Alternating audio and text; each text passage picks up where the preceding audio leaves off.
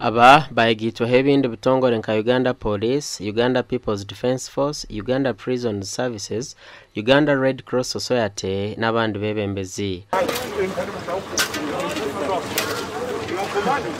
Zoberi aba police, abamahe, aba prisons, new security forces bajoininga hamwe n'abanyamahurire kugira ngo bereke abantu ekitushemeye kuba ntukora kwenda turikwejoininga hamwe twaza omutawuni wayerenguto. I appreciate the journalists for doing so because it sends the signal to the public that they are the one responsible for the general cleaning of their town.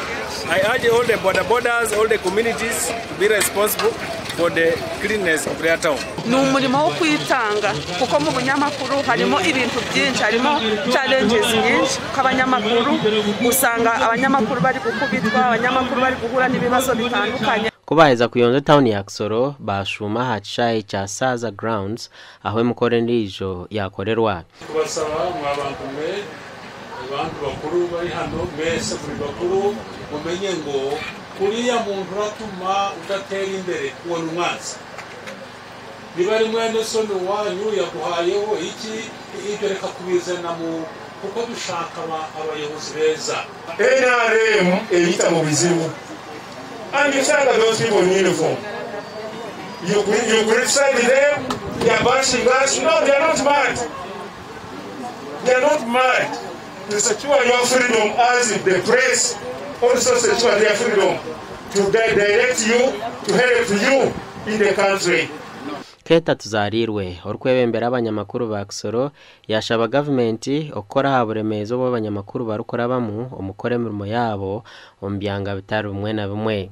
Tushaba ba politician abo tukizire kugira nabo ikorana kugira imikeso umunyamahurire yahandika ari kanaka kandika hari kanaka ndagira n'umunyamahurire wawe ukenda ngo gutewe kwanga. Aho muri mbarara abanyamakuru nabajyangu bakorera mu mbere gumere na mnonga abebyo kwerinda abaruko batera bakabahende mugongo nabashabangu habeho buringaniza kibahwero kora ikibashomeri no kugira ngo tuyemo interference ya security people. Of course eje tekwiza nango mbyo kekibunga ungana izo mutwantu kore bindi bintu ari usantu bana ko bwaye bw'abantu konka ababyo kwerinda bakora ngo umuntu mwinazi buto bakwatansa n'abanyamakuru burukuri amajya ngo mbakuronda kabi ubarebera video aho jango y'abanyamakuru no habeta kwika kati ukuturiya kujaguze cyo cy'abanyamakuru nyokabe nishaba abariyo mbwebembeze bajo kubarongoso mberagero then basensitizing na naba bantu abakurinda obusinge kugira ngo bareke kuhahana umunyamakuru abo kubana nari ya murumogo twoja tuyino kwesima ushanga ngo izo bankeri nitereka tebo kugira ngo insiyone gume twijuke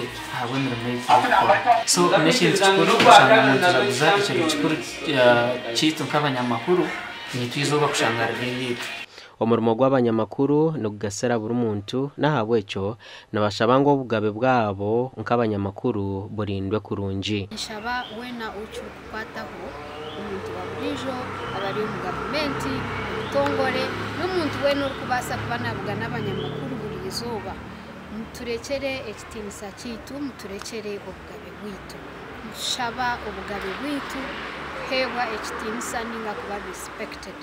Omwaka ogu omukoro gwo kwijwizo baryo businge bw'abanyamakuru omunsiyona gwabagugenderire kutamani ahankoresa yebyo bwenje omubyamahurire nebyempuruzagana ahansi yo mutwe oguru kugira ngo okwamahurire omunseji nunji enkora eyobwegese ahabusinge bw'abanyamakuru ningashi omurungereza reporting in the brave new world the impact of artificial intelligence on press freedom and media gasha kwa job na manya Apoli na Anita Gwanga ainebyona.